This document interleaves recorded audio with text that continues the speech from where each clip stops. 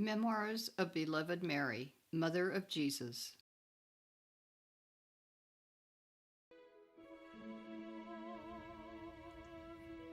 Madame, will you be so kind as to tell me who you are?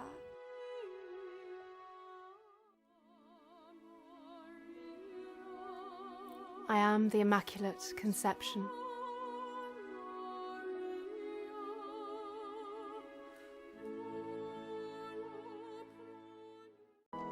She said to me, I am the Immaculate Conception.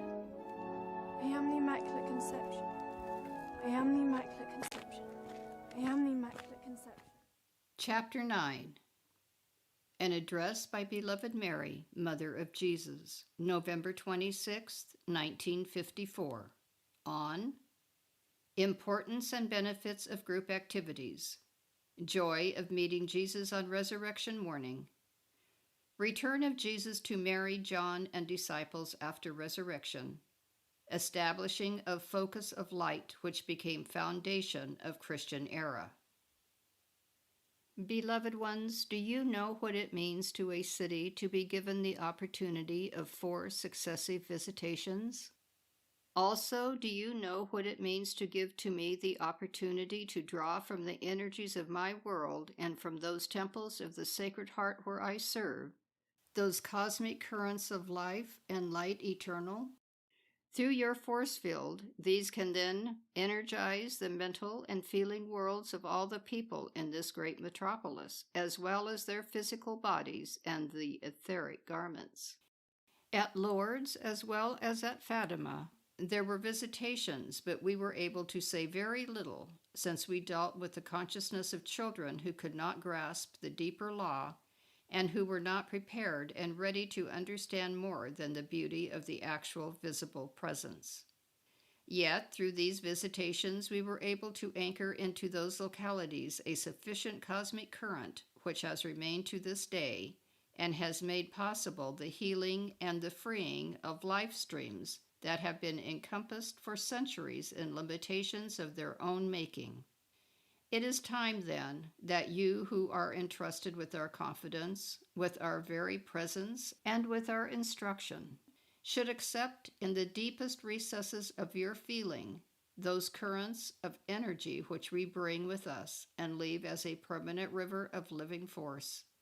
This surges forth from the heart center of the established force field, and with a far greater efficacy than the thin stream of energy we have been able to draw forth at the healing shrines.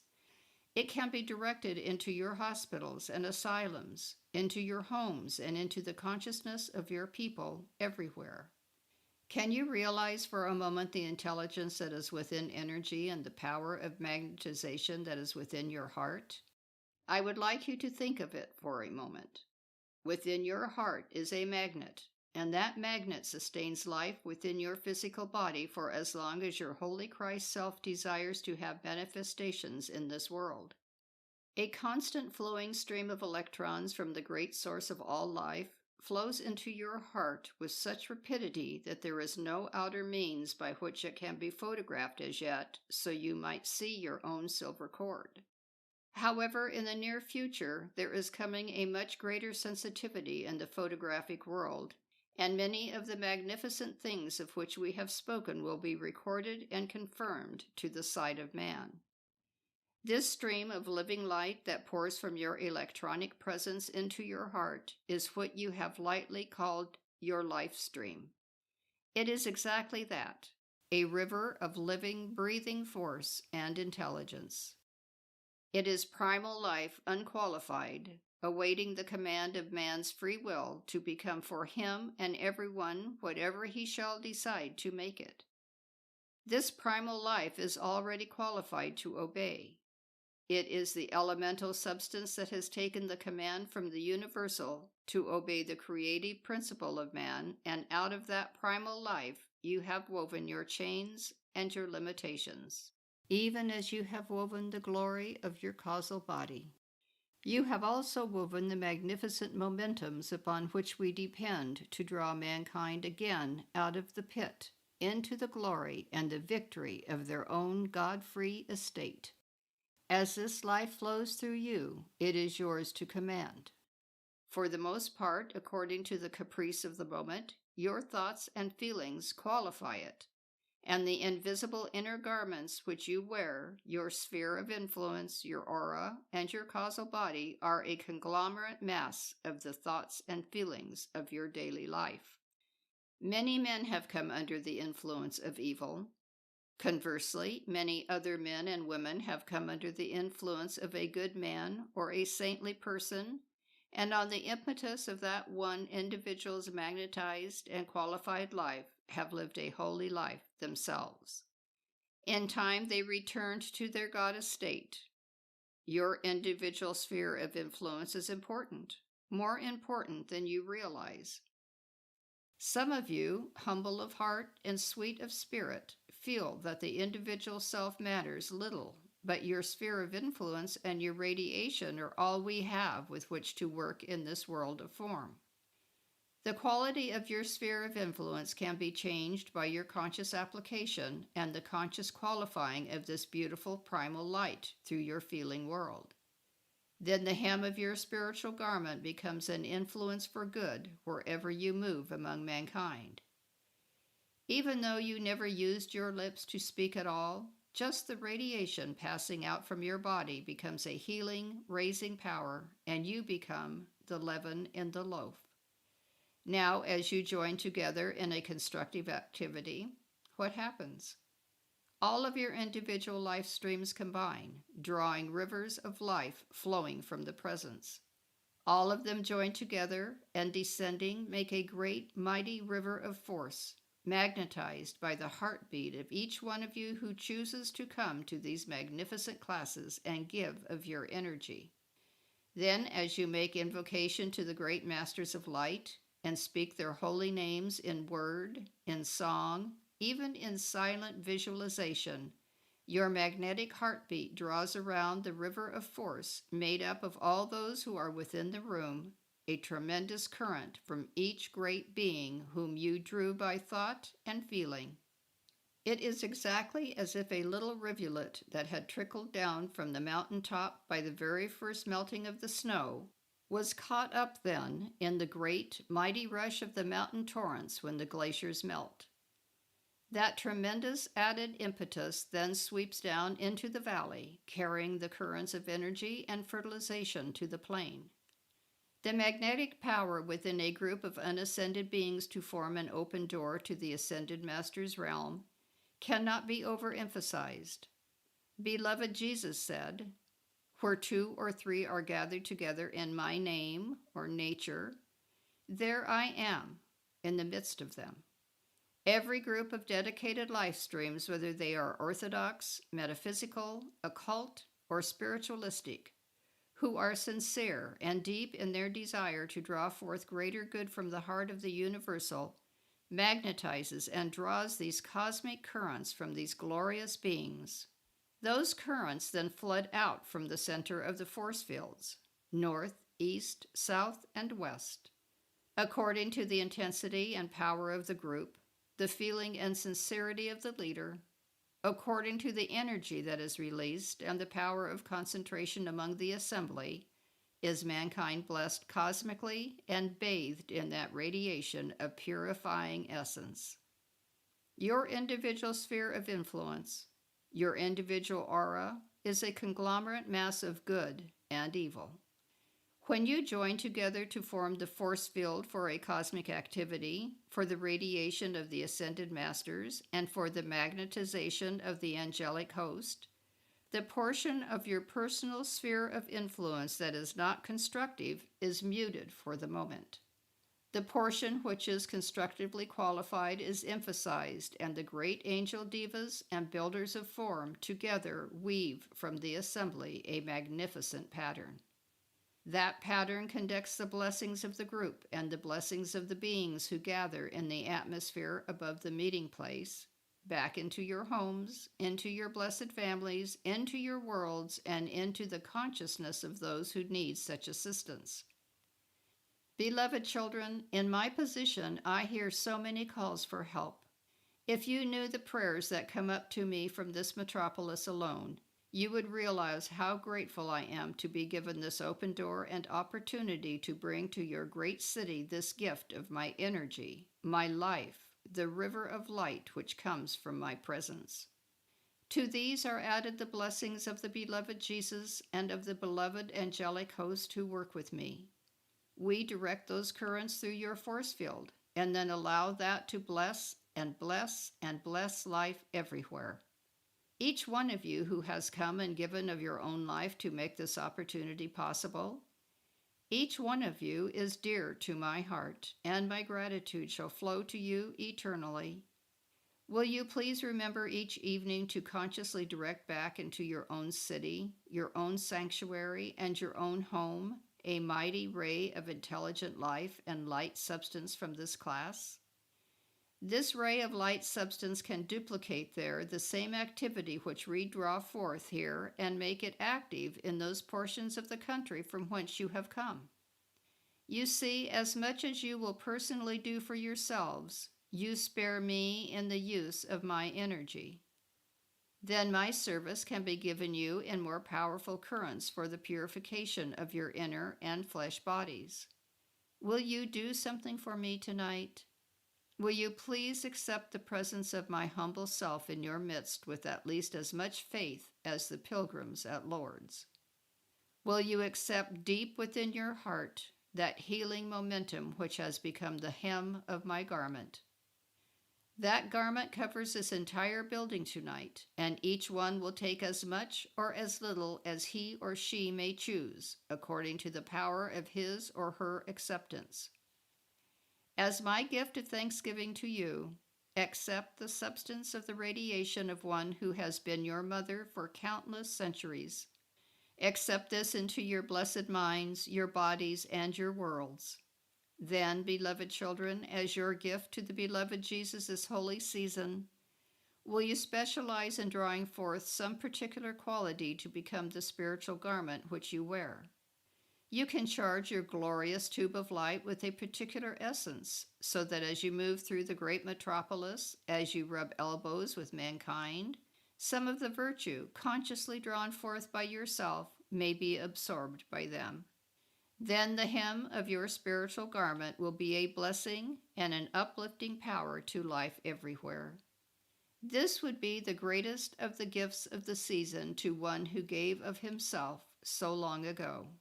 Now, turning my attention and yours back to those early years, let us pursue that sweet story of a long ago era. It still lives in my heart as though it were yesterday, and lives in many of yours too. Many within this room were part of that drama, part of that joy, and part of the heartache. You were part of the despair of Calvary and part of the glory of the resurrection morning. Deep within your etheric bodies, there vibrates the memories of a majestic being who walked across Judea and left an example for all mankind that has never been equaled, even down to this present day. Now we come to celebrate his birthday, and it is for him that we prepare our physical and inner bodies to give him the gift of our very selves, even as I gave myself to him before I passed through the gates of birth, before I was to know physical embodiment. When the initiation was complete at the close of the 3 hours on Calvary's hillside, the beloved John and I walked together down that hill, as I told you, leaving the others to perform the final rites, preparing the body for entombment. We returned to Bethany, to that blessed Bethany where Jesus and the disciples and I had spent the few private moments of his ministry. Here the gardens smelled sweet in that spring, the birds sang beautifully, and there was no great press of the public, no tremendous need and pressure. There, in the quiet of that place, I asked the beloved John to leave me in the privacy of my own room 2 nights and 1 day. I was given fresh water and fruit, and closing the door, I sank to my knees in the deepest, most heartfelt prayer. In that prayer, I followed the soul and spirit of the beloved Jesus through those hours until we would be assured that the resurrection was accomplished. At Luxor, years before, Both Jesus and I had taken the initiation of the suspension of the breath and the so-called removal of life from the body. We had passed through this initiation victoriously. However, as I have told you, it is one thing to accomplish that initiation in the protection of a retreat where the ascension flame blazes bright and strong, the cosmic masters and the hierarch standing guard over the body. Here there is no breath of evil, and there is the vital fire of life and confidence. Here the 12 masters who stand watch over the body during that period have already mastered the initiation themselves, and they know that law is law. They have the confidence, faith, and conviction which comes alone when you know the exactness of the law through the use of your own life energy. It is quite another thing indeed to accomplish such a mission amidst a roaring mob, a mass mind and consciousness which embodied all of the viciousness of the astral and psychic realms, determined to destroy the greatest manifestation of the Christ in that era. It is a different thing, too, to reanimate a body that has been broken. It was for this that I prayed. I prayed and prayed those long hours through. Finally, it seemed as though I had fallen asleep at my vigil. Then through my mind came the most magnificent, melodious voice of Gabriel, whom I knew so well. I thought that I was again dreaming of that first visitation. I would recall those words so often during the early years in Egypt, during Jesus' growing years, during the years of obscurity in Nazareth. Those words of Gabriel and that confirmation of Jesus' messiahship would come to my mind over and over again. So that morning, as I waited in my lonely vigil, again I heard Gabriel's voice say, "Hail Mary, full of grace." Oh, I thought, again I am recalling from memory the words of that blessed one. However, the words changed then, and he said, "Beloved, your son is risen. He is victorious. The tomb has been shattered.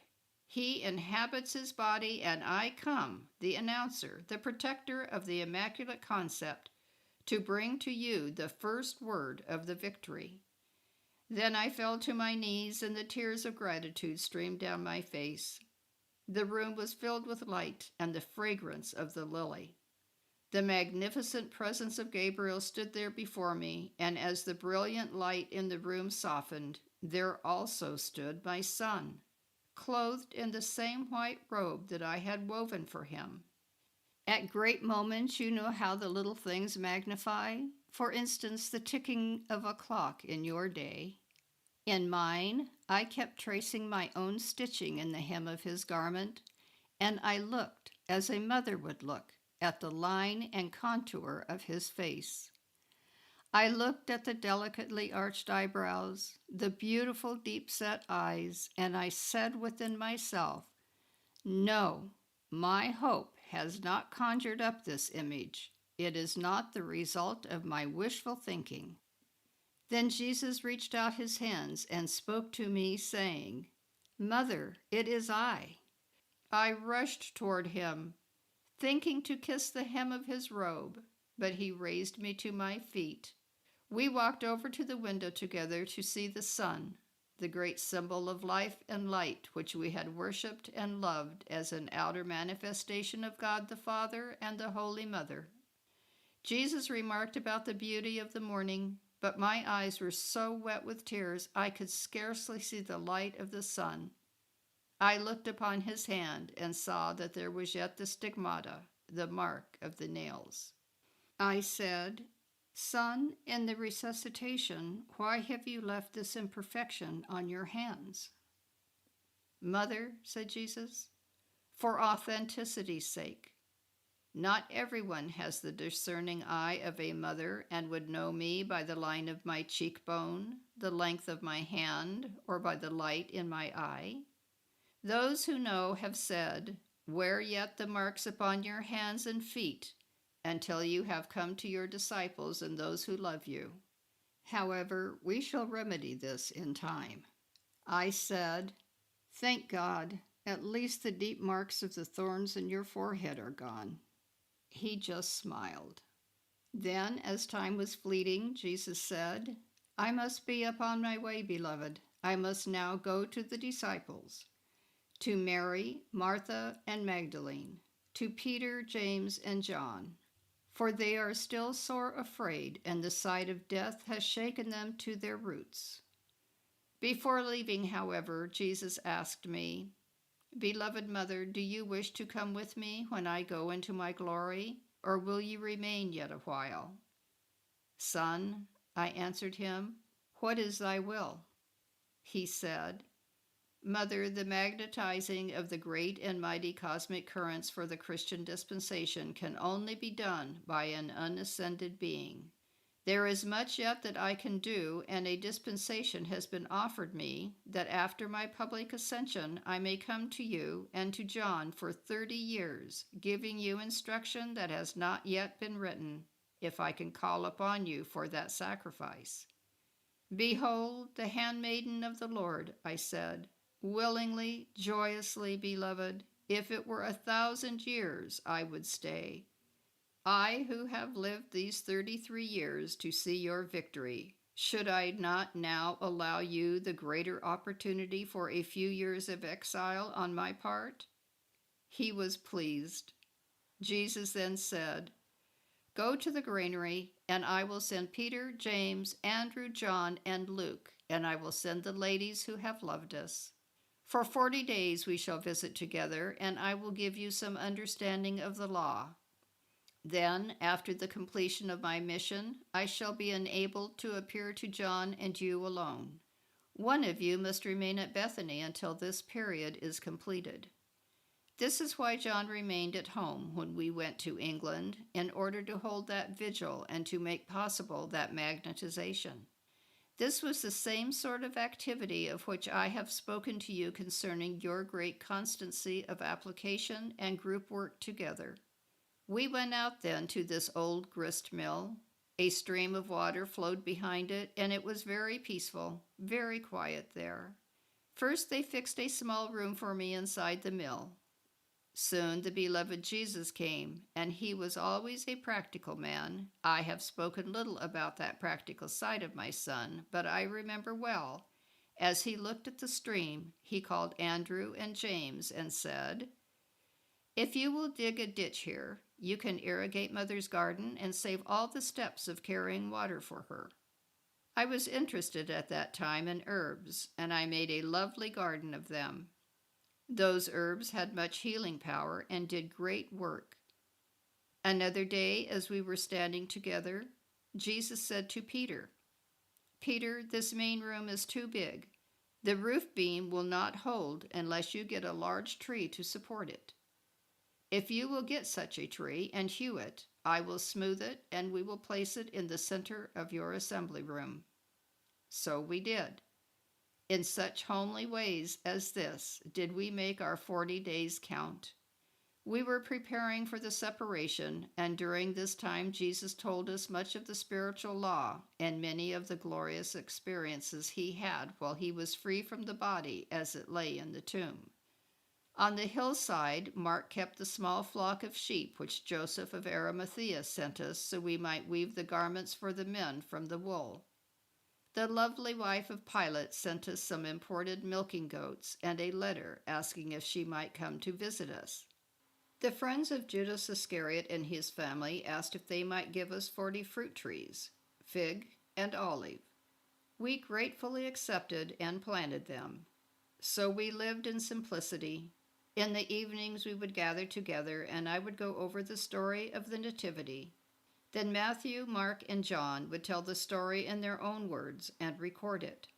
Sometimes I would have to say, "No, that is not exactly the way it happened," and we would correct it. Thus we wrote the Gospels together. Finally, we came to the end of that period when we had the sweetness of Jesus' presence so close. The night before the Ascension, he spoke to us and said to John and me, "Tomorrow at dawn, I shall climb the hill of Bethany alone. You come with Peter and James around 9 o'clock and let the others follow." Jesus said to John, Even though you were not at Luxor, yet because of your love and your fidelity, and because you shall care for my mother and my flock, you shall have your ascension at the close of this life. The early morning came, and Jesus walked alone up the hill. He was like a magnet, which was of love alone.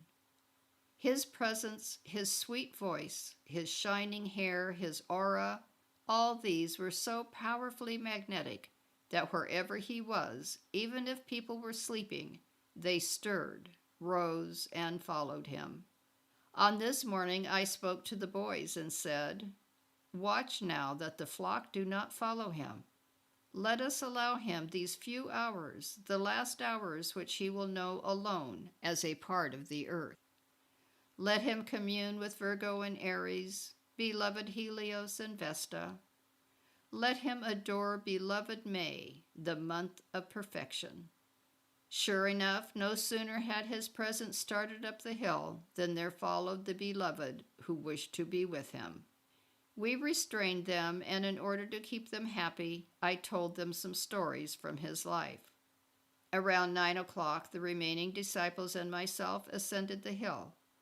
The presence of beloved Jesus was already brilliant and shining like a sun. So bright was the light shining through his body, we could scarcely look upon it. He spoke no more with us then. We just continued to pray with him, drawing the resurrection and ascension flames. Then, on that majestic hilltop, from the very rock where I had spent so many years in prayer, Jesus ascended consciously in the visible presence of hundreds of people, about 500 in all. After that, Jesus came once each day for quite a while, and John and I recorded what he said, much as you receive our words now. Later, Saul of Tarsus came to live with us and had a period of recuperation, endeavoring to regain his balance and his good eyesight. Many a time Peter and he sat in the garden and talked. Saul, endeavoring to become so humble, yet had such a background of the law under the old dispensation that it was difficult for him to accept the faith of this unlettered Peter. Many a time I came between them to settle an argument. James, Peter, and Andrew particularly went forth and taught. Many came from the Romans, many from the Jewish faith, and many came from the Gentiles.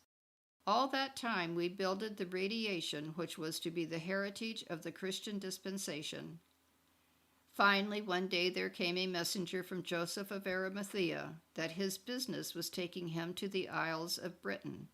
We knew that we had a mission to accomplish, to take the cup, the Holy Grail there, and that story I shall give you tomorrow. Remembering again the sweetness and simplicity of our life together, and sharing it with you becomes my gift to you, beloved of my heart. Your homely daily living is building for you and for Saint Germain the same magnetized field for tomorrow's world. Good evening, and God bless you. This